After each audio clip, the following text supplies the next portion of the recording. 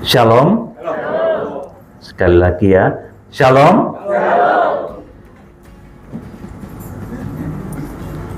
Saya berbahagia saat ini bersama keluarga menyampaikan salam sukacita di dalam Roh Kudus kepada jemaat-jemaat di tempat ini. Kiranya berkat terindah dicurahkan. Saudara, kalau saya datang itu pasti saya menyampaikan api penyucian. Jadi khotbah saya berisi penyucian dosa. Karena kita ini disiapkan oleh Tuhan untuk menjadi jemaat-jemaat akhir zaman, jemaat-jemaat sulung, bahkan dipersiapkan untuk masuk tahap demi tahap dari yang paling dasar sampai kepada kesempurnaan. Tolong mouse-nya saya minta, Michael.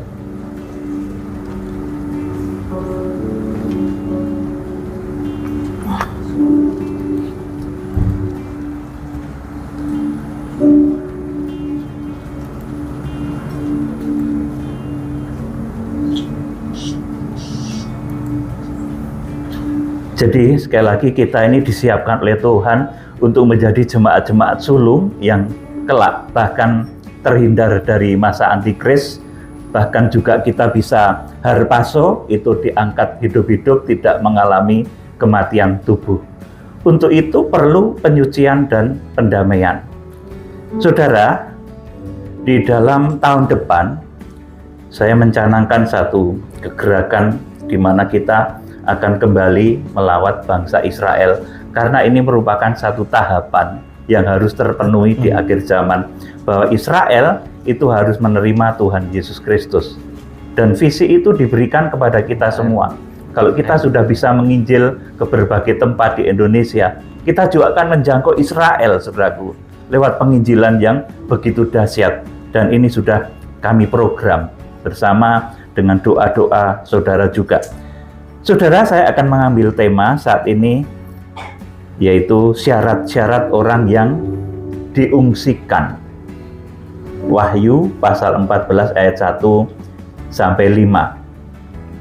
Menjadi orang-orang yang terlindung dari kebrutalan masa antikris, itu syarat minimalnya adalah terukur sebagai bait suci Allah.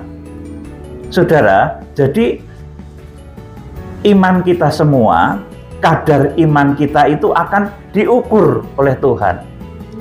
Segala sesuatu itu kalau ada ukurannya bagus.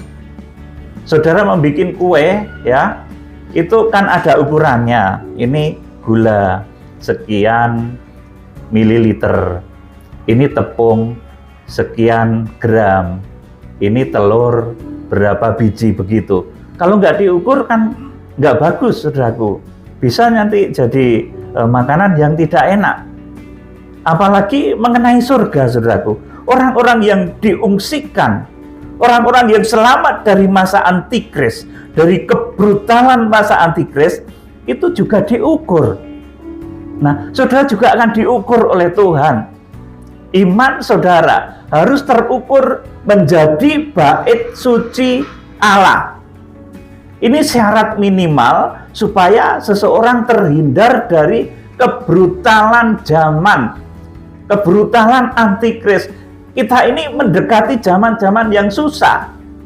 Saudara, dampak dari perang di Timur Tengah, di mana perang Timur Tengah dan seluruh wilayah dunia pada saat ini kalau dipetakan kurang lebih memakan 1/20 dari area bumi. Atau 5% dari area bumi terkena dampak. Ketika kitab Wahyu nanti digenapi, itu akan ada perang besar. Kebrutalan manusia nanti semakin menjadi-jadi. Jangankan kok perang, saudaraku. Terjadi krisis-krisis, kemudian kerusuhan-kerusuhan dan lain sebagainya. Supaya kita terhindar dari hal itu, kita harus terukur rohaninya ini, saudaraku, menjadi orang-orang yang terlindung dari kebrutalan masa antikris. kita harus terukur menjadi bait suci Allah. Wahyu 11 ayat 1 dan ayat 2. Saya mohon Bapak Pendeta Rudi Siombing membacakannya. Wahyu 11 ayat 1 dan 2. Dua saksi Allah.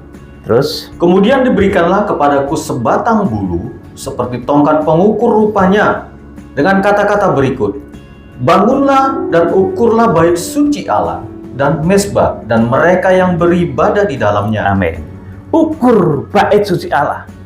Bait suci itu siapa? Kita sebagai bait suci Allah. Kalau rohani kita kedapatan pelataran, maka kita tidak akan diselamatkan ketika masa antikris itu terjadi. Artinya apa? Kita akan masuk di dalam masa antikris itu, kemudian akan selamat asalkan menolak tanda 666. Jadi kalau rohani kita itu kanak-kanak, meskipun kita sebagai orang yang percaya Tuhan, maaf. Jadi meskipun kita percaya Tuhan, tetapi kalau kadar rohani kita itu kanak-kanak, kita tidak bisa diungsikan, kita tidak bisa diangkat, tetapi kita akan dibiarkan masuk di dalam masa antikris itu. Jadi kita harus memperhatikan kualitas internal dari kerohanian kita, dari kadar kekristenan kita. Jangan hanya percaya saja, kita harus bertumbuh dan bertumbuh. Seperti tabernakel, itu dari pelataran, masuk pintu gerbang, ku masuki gerbangnya ya. Kalau masih gitu itu enak, saudaraku, dengan hati bersyukur. Masuk pintu gerbang nih, saudaraku, pintu gerbang bait suci, pintu gerbang tabernakel. Tapi nanti begitu masuk, itu benda yang pertama kita temui, itu namanya mezbah korban bakaran, saudaraku. Wah, ini kita mulai diajar untuk bisa berkorban, meneladani anak domba yang tersembelih, itu juga mulai bisa berkorban. Kemarin di kebaktian di Jogja saya sampaikan pada anak-anak muda, sehabis kenalan, kalau kita masuk pintu gerbang Tuhan, itu kan ibarat kira baru kenalan sama Tuhan. Lirik-lirikan, waduh ini kita jatuh cinta, kita kenalan, masuk pintu gerbang lah. Kemudian sesudah itu akan memiliki jiwa yang rela berkorban. Orang pacaran itu sudah, kemudian sesudah masuk pacaran, dia akan memasuki masa-masa untuk saling menjajaki, bisa mengerti, saling berkorban. Ayo kita kamu tak traktir ya bakso.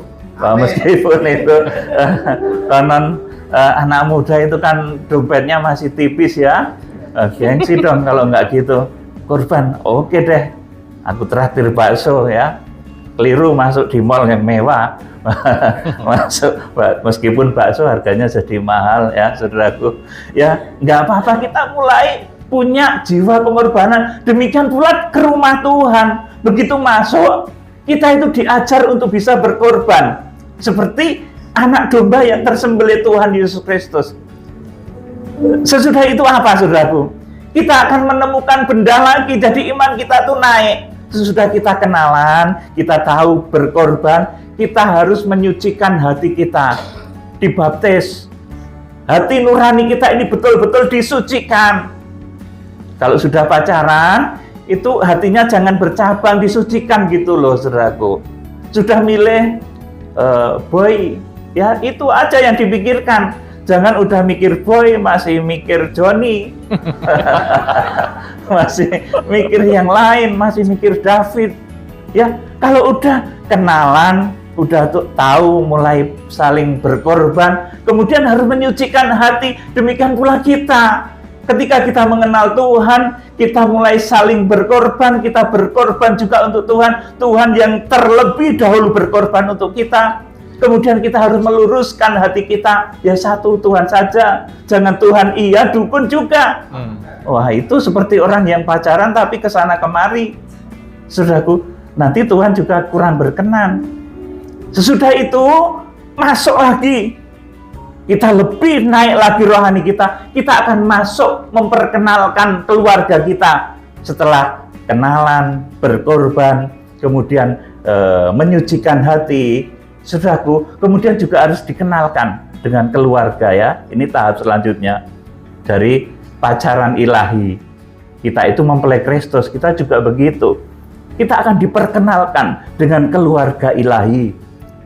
Saudara yang dikasih Tuhan, jadi intinya kita harus terukur. Nanti sampai kalau saya ceritakan ini ada 9 tahap ya, tapi pelan-pelan. Besok lagi. Ini sampai di perkenalan setelah bejana pembasuhan, itu kemudian kita masuk satu tempat yang namanya pintu kemah suci. Di sana arti rohaninya kita mulai diperkenalkan dengan keluarga Tuhan. Kalau di dalam kitab Wahyu, di dalam Wahyu pasal yang keempat ya, ayat 1 dan selanjutnya, surga itu terbuka. Saudaraku, sudah diperkenalkan dengan suara surga. Saudaraku, Roh Kudus akan mulai bersuara dalam hidupmu, membimbing saudara kemanapun saudara pergi, kemanapun saudara bekerja, kemanapun saudara melayani, saudara akan dibimbing oleh Roh Kudus. Saudaraku, kita akan baca selanjutnya di dalam kitab Wahyu pasal 11 tadi, ayat yang kedua sekarang. Tetapi, kecualikan pelataran bait suci yang di sebelah luar, janganlah engkau mengukurnya, karena ia telah diberikan kepada bangsa-bangsa lain, dan mereka akan menginjak-injak kota suci 42 bulan lamanya. Ya, jadi kita jangan menjadi orang Kristen yang tidak bertumbuh.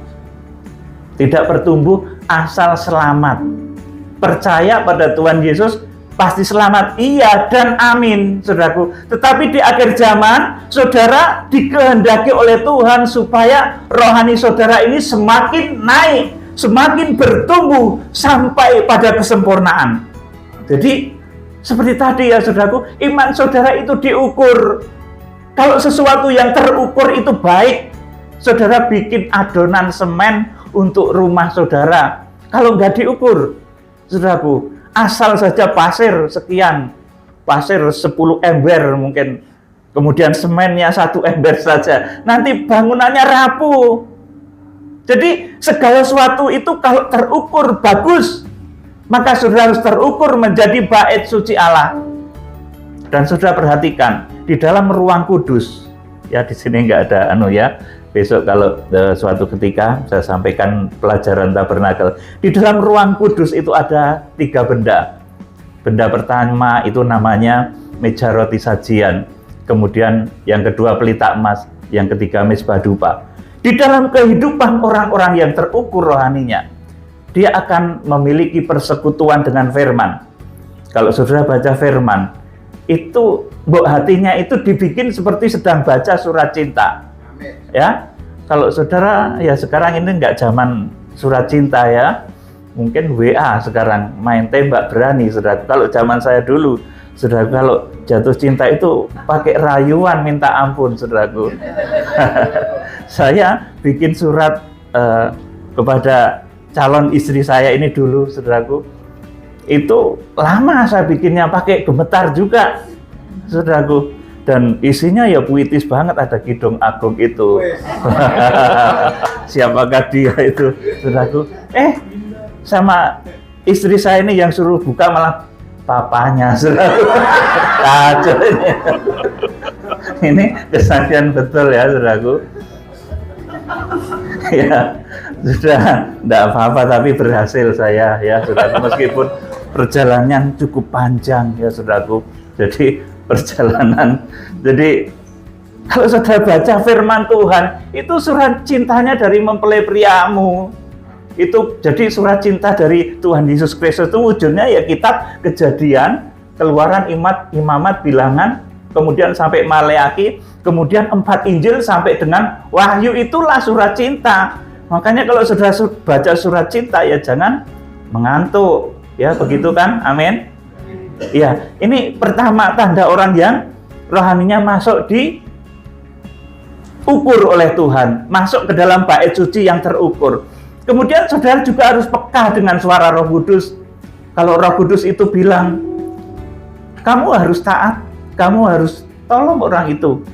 Seperti kemarin saya saksikan di dalam Suara Gembala, saya pernah ini, saudaraku, waktu saya muda, kan bapak saya ini kontraktor tetapi bangkrut.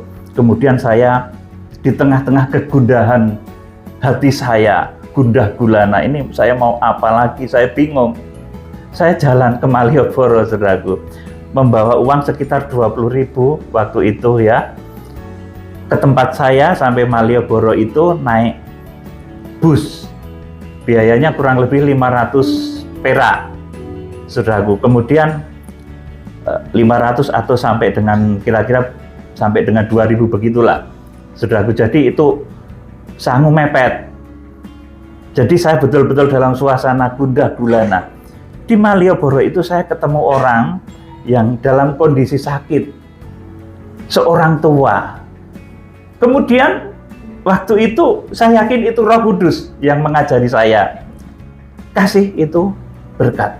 Uang yang ada di kantong saya yang semula mau saya pakai untuk beli bakso lah atau apa, itu saya kasihkan, saya ambil semua, saya berikan pada orang yang sakit itu.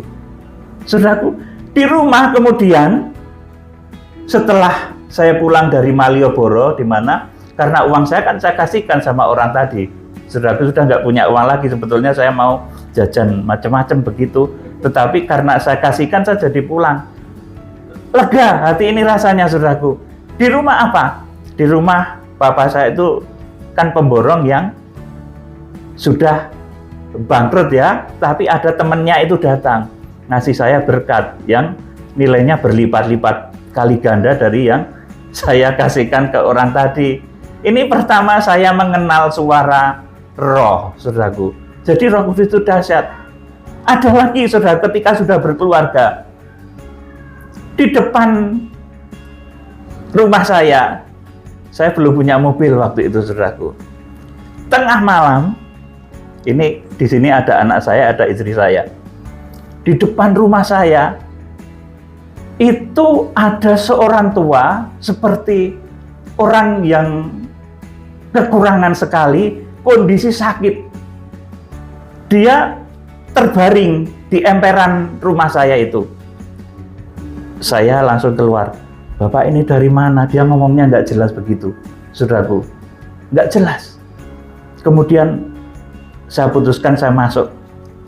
Ayo kita kasih uang, kasih berkat sama dia. Terus lagi seperti itu saya kerjakan lagi, saudaraku. Apa yang ada dalam diri saya dan istri saya kasihkan sama orang tua itu. Saudaraku, saya kasihkan. Kemudian saya masuk, saya kan khawatir ya, orang itu sakit. Napasnya sudah 1212 begitu sepertinya, saudaraku. Sudah betul-betul sakit lah. Saya kan bisa ngecek, menganalisa orang itu sakit apa tidak. Itu betul-betul sakit. Saya masuk. Kemudian saya bilang sama istri, sama Michael, waktu itu masih kecil Michaelnya, itu, Mah, kita telepon Pak Kepala Dukuh apa bagaimana ini. Kan saya tinggal di pedesaan ya, jadi Kepala Dukuh namanya itu, kepala tempat saya itu, bukan lurah ya, yang agak di bawahnya itu. Saya mau telepon ke dia sebentar. Saya tengok, itu sudah hilang. Sudah hilang, saudaraku. Ini benar-benar jadi, istri saya itu jadi saksi, saudaraku. Dan orang-orang sekitar itu nggak pernah tahu ada orang seperti itu, padahal tempat saya itu begitu mudah untuk diketahui orang, saudaraku.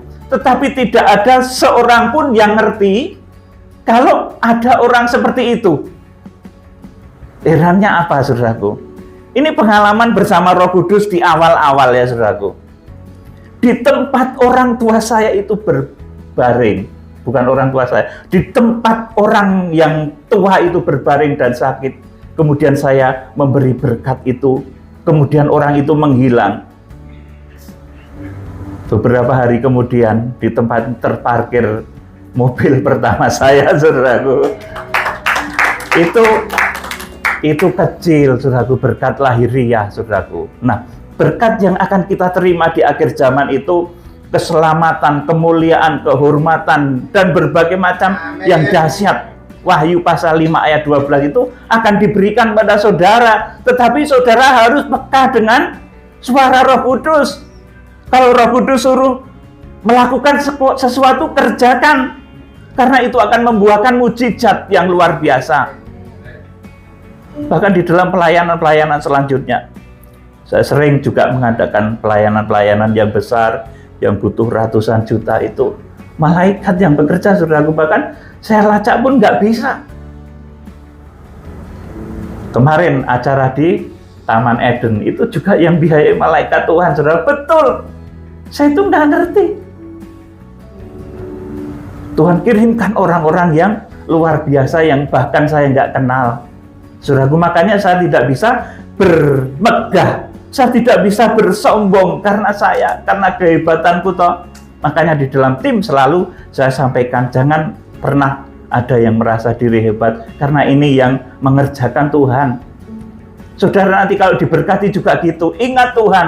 Saudara ketika naik motor, ingat Tuhan. Ketika diberkati oleh Tuhan bisa beli mobil, tetap ingat Tuhan. Semua itu Tuhan yang kasih. Ketika saudara bisa membangun rumah, bahkan rumahnya menjadi bagus, itu juga karena Tuhan. Saudaraku yang dikasih Tuhan, jadi kita peka dengan Roh Kudus. Kemudian sesudah itu, di dalam kehidupan kita juga harus ada mezbah dupa. Mezbah dupa itu jam-jam khusus yang saudara berikan kepada Tuhan untuk menyembah di dalam roh dan kebenaran. Jadi iman kita itu diukur, saudaraku. Pengorbanan kita juga diukur oleh Tuhan. Kemurnian hati kita juga diukur oleh Tuhan.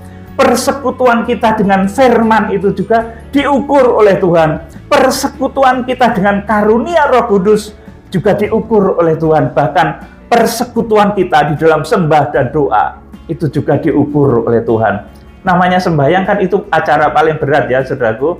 Mungkin kalau di tempat ini sering diadakan penyembahan, namanya sembahyangan malam itu paling ngantuk. Ya, paling acara yang paling membuat kita itu ogah ya. Kalau kebaktian minggu mungkin masih oke-oke, tapi kebaktian penyembahan itu kadang menjadi sesuatu yang paling berat. Saudaraku, tapi itu pun akan diukur jam-jam yang kita berikan kepada Tuhan. Saudaraku, selanjutnya bila kita ini terukur menjadi bait suci Allah, kita akan memiliki sifat spesifik di akhir zaman. Sebab kita juga diprogram untuk lepas dari masa sulit, dari kebrutalan dunia, yaitu masa antikris, yang juga hanya terjadi sekali di akhir zaman. Jadi masa antikris terjadi satu kali saja. Dulu itu belum pernah ada masa antikris, saudaraku. Alkitab mencatat satu kali saja dan tidak akan terulang. Dan itu terjadi kapan? Ke depan. Dan itu tidak lama lagi. Di dalam iman saya melihat itu ada di dalam generasi kita ini, saudaraku. Maka kita harus terlindung dari masa itu. Rohani kita harus bertumbuh. Kita akan membaca Matius pasal 24 ayat yang ke-15 sampai 22. Saya mohon Bapak Rudi membacakannya. Matius 24 15 sampai 22. Siksaan yang berat dan Mesias-Mesias palsu. Jadi, apabila kamu melihat pembinasa keji berdiri di tempat kudus, menurut firman yang disampaikan oleh Nabi Daniel, para pembaca hendaklah memperhatikannya. Maka orang-orang yang di Yudea haruslah melarikan diri ke pegunungan. Orang-orang yang sedang di peranginan di atas rumah, janganlah ia turun untuk mengambil barang-barang dari rumahnya. Dan orang yang sedang di ladang, janganlah ia kembali untuk mengambil pakaiannya. 19. Celakalah ibu-ibu yang sedang hamil atau yang menyusukan bayi pada masa itu. Berdoalah supaya waktu kamu melarikan diri itu jangan jatuh pada musim dingin dan jangan pada hari Sabat. Terus, Sebab pada masa itu akan terjadi siksaan yang dahsyat seperti yang belum pernah terjadi sejak awal dunia sampai sekarang, dan yang tidak akan terjadi lagi. amin. Jadi masa antikris itu merupakan masa siksaan yang dahsyat seperti yang belum pernah terjadi sejak awal dunia sampai sekarang, dan yang tidak akan terjadi lagi. Itulah masa antikris. Jadi kalau ada yang bilang antikris sudah sekitar abad yang ke-5 atau ke-6, salah. Saudaraku, masa antikris bukan itu. Masa antikris yang dimaksud adalah masa antikris di akhir zaman, yang Alkitab mencatat lamanya adalah 42 bulan. Wahyu 13 ayat yang ke-5. Bahkan lebih dari 4 kali dituliskan masa kesukaran itu 1260 hari atau 3,5 masa. Saudaraku yang dikasih Tuhan, kita diprogram oleh Tuhan lepas dari masa itu. Tidak hanya pada masa antikris saja, masa sekarang pun iya. Saudara nanti kalau melihat sesuatu kekacauan dan lain sebagainya, roh kebrutalan yang ada di dunia ini, saudara akan dilindungi. Karena sudah terukur menjadi bait suci Allah. Ini penting saudaraku, karena hari-hari ke depan ini bukan hari-hari yang mudah. Hari-hari di mana manusia semakin brutal. Kesalahan sedikit bisa saling tonjok. Saudaraku, di jalan salah sedikit, senggol sedikit, minta berkelahi saudaraku. Padahal tidak harus diselesaikan demikian. Saudaraku, maka saudara harus betul-betul hati-hati zaman ini. Menjadi orang yang terukur rohaninya, saudaraku. Kemudian, sifat-sifat dari orang-orang yang terhindar dari masa berat atau masa antikris yang hanya terjadi di akhir zaman itu, sifatnya nanti tergambar di dalam Wahyu pasal 14 ayat 1 sampai yang kelima. Yuk kita akan baca. Ini sifat orang-orang yang nanti akan lepas dari masa antikris. Wahyu 14 ayat 1 sampai 5. Anak domba dan pengikutnya yang ditebusnya. Terus, Dan aku melihat sesungguhnya anak domba berdiri di bukit Sion dan bersama-sama dengan dia 144.000 orang, dan di dahi mereka tertulis namanya dan nama Bapanya. amin. Bukit Sion, tahun depan kita akan ke sana. Kita akan melaksanakan doa pemeteraian terhadap Israel. Puji Tuhan kalau ini sudah menggenapi semuanya. Tetapi kalaupun belum, kita akan berusaha sampai ini digenapi. Wahyu pasal 7 ayat 1 sampai 4 itu tergenapi.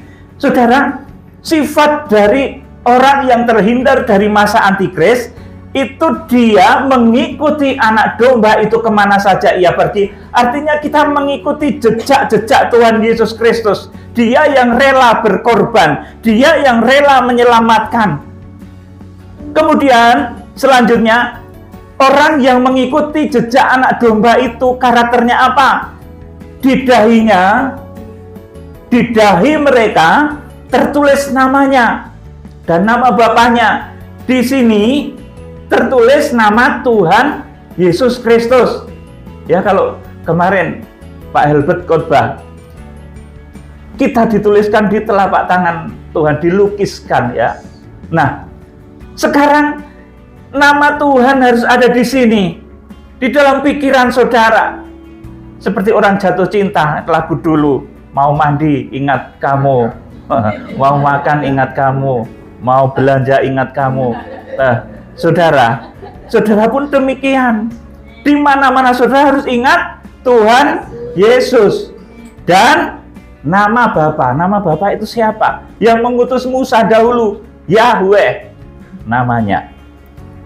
Yang mengutus Musa dahulu itu juga harus saudara ingat. Bapa dan Putra itu ada di dahi kita senantiasa. Saudaraku, ini yang pertama. Jadi kita mengikuti jejak anak domba. Tahun depan kita akan ke Bukit Sion, saudaraku. Kita melakukan doa pemeteraian terhadap bangsa Israel, dan ini merupakan kegenapan rencana Tuhan. Ini merupakan kegenapan apa yang disebut kegerakan kuda putih, membawa api Injil kembali ke Yerusalem. Ayat yang kedua dari Wahyu 14. Dan aku mendengar suatu suara lain dari langit, bagaikan desau air bah dan bagaikan deru guru yang dahsyat. Dan suara yang kudengar itu seperti bunyi pemain-pemain kecapi yang memetik kecapinya. Terus Mereka menyanyikan suatu nyanyian baru di hadapan tahta dan di depan keempat makhluk dan tua-tua itu. Dan tidak seorang pun yang dapat mempelajari nyanyian itu selain daripada 144.000 orang yang telah ditebus dari bumi itu. ya, kemudian kita akan punya nyanyian baru. Nyanyian baru itu kalau dulu merupakan karunia-karunia yang diberikan oleh murid-murid dan orang-orang ketika Pentakosta itu terjadi. Saya rindu nanti ketika di Bukit Zaitun nanti terjadi hal yang sedemikian. Kita punya nyanyian baru, bahasa roh bahasa malaikat itu akan ada di dalam diri kita. Dengan nyanyian baru itu kita bisa menggoncang langit, bumi, alam raya. Dengan nyanyian baru itu nanti Israel akan terbuka mata hatinya. Jadi kita punya nyanyian baru di dalam pikiran dan hati kita. Ayat yang keempat, mereka adalah orang-orang yang tidak mencemarkan dirinya dengan perempuan-perempuan, karena mereka murni sama seperti perawan. Mereka adalah orang-orang yang mengikuti anak domba itu kemana saja ia pergi. Ayat yang kelima, perhatikan. Dan di dalam mulut mereka tidak terdapat dusta, mereka tidak bercela. Amin. Mulai Agustus tanggal 1 kemarin, saya mengajak saudara semua teristimewa yang akan ikut ke Israel tahun depan, supaya saudara puasa mulut, ya. Jangan ada dusta. Dan di mulut mereka tidak terdapat dusta, mereka tidak bercela. Sudah belajar ya, supaya mulut ini tidak berdusta. Sebab saya beritahu saudara, kalau kita biasa mengatakan kebenaran, lama-lama yang kita ucap itu firman. Dan kalau yang kita ucap kebenaran itu akan jadi. Saudaraku, beda dengan mulut orang-orang dunia. Ini akan penuh kepalsuan, lama-lama hujat. Sudah yang dikasih Tuhan, dari Wahyu pasal 14 ini, saya mengambil beberapa kesimpulan. Yang pertama, orang-orang yang nanti diungsikan, itu dia mengikuti jejak anak domba dalam hal pengorbanan. Seperti tadi sudah kita pelajari. Kemudian yang kedua, memiliki nyanyian baru, memiliki hikmat dan makrifat, peka kepada suara Roh Kudus, dengar-dengaran pada suara Roh Kudus. Kemudian yang ketiga, tidak cemar atau tidak dalam perzinahan. Bila berdosa bertobat, tetapi terikat atau mengikatkan diri dengan dunia perzinahan itu jangan, ya. Bahaya ya saudaraku. Kalau ada yang terikat dalam nama Yesus, cepat tinggalkan roh perzinahan itu, karena itu sangat berbahaya, membuat orang tidak layak untuk bisa diangkat, saudaraku. Tidak bisa diungsikan juga, saudaraku. Jadi mereka itu tidak cemar dan tidak dalam perzinahan. Kalau kita melihat pengajaran Isabel di dalam kitab Wahyu pasal yang kedua, ya, di sana Isabel itu melegalkan perzinahan kepada jemaat di Tiatira. Bahkan malaikat sidang jemaat di Tiatira itu ditegur oleh Tuhan melalui kitab Wahyu, di dalam kitab Wahyu pasal 2. Melegalkan perzinahan, saudaraku, bayangkan. Satu persekutuan kok melegalkan perzinahan. Malaikat sidangnya itu ditegur sebab melegalkan perzinahan. Apa itu perzinahan yang kelihatan, saudaraku? Saya kadang ketika menyampaikan hal seperti ini berat ya, saudaraku, tetapi mesti saya sampaikan. Karena ini akan menyucikan, membuat kita semakin diberkati, membawa kita dilawat oleh api Tuhan yang luar biasa. Jadi jangan sampai melegalkan perzinahan, saudaraku. Kita akan membaca Wahyu pasal 2 ayat 19 dan 20 dibaca, Bapak Rudi. Wahyu pasal 2 ya. Ayat 19. Ya. Dibaca saja. Aku tahu segala pekerjaanmu, baik kasihmu maupun imanmu, baik pelayananmu maupun ketekunanmu. Aku tahu bahwa pekerjaanmu yang terakhir lebih banyak daripada yang pertama. Terus? Tetapi aku mencela engkau karena engkau membiarkan wanita Isabel yang menyebut dirinya nabiah, mengajar dan menyesatkan hamba-hambaku supaya berbuat zina dan makan persembahan-persembahan berhala. Amin. Malaikat sidang jemaat di Tiatira ini ditegur Tuhan juga. Tidak cuma jemaatnya, gembalanya ditegur, saudaraku. Akhir zaman itu gitu, saudaraku. Penyucian itu tidak mengenai saudara sendiri. Saya pun, bahkan gembala-gembala itu juga ditegur. Jangan ada roh perzinahan itu masuk. Jangan sampai melegalkan perzinahan. Saudara, bagaimana tahu proses melegalkan perzinahan itu terjadi? Mengikatkan seseorang di dalam zina, merestui orang yang berzina itu bahaya, saudaraku. Ini ajaran Isabel, saudaraku. Yuk kita akan baca, ini sesuatu yang sangat berbahaya. Kalau terlanjur terjadi, bertobat. Kalau belum terjadi, ini harus hati-hati. Kita akan baca Matius pasal yang ke-5 ayat yang ke-32. Matius 5 ayat yang ke-32. Tetapi aku berkata kepadamu, setiap orang yang menceraikan istrinya kecuali karena zina, ia menjadikan istrinya berzina. Terus? Dan siapa yang kawin dengan perempuan yang diceraikan, ia berbuat zina. Amin. Saya sebagai gembala, saya selalu ketika akan memberkati orang, saya betul-betul harus bertanya tentang segala sesuatu. Apakah sudah beres di dalam masa lalunya? Sebab kalau saya sampai memberkati orang yang tidak diberkati Tuhan, itu bahaya. Seperti ini kasusnya, saudaraku. Tetapi di dalam ayat tadi ditulis, tetapi aku berkata kepadamu, setiap orang yang menceraikan istrinya kecuali karena zina, ia menjadikan istrinya berzina. Dan siapa yang kawin dengan perempuan yang diceraikan, ia berbuat zina.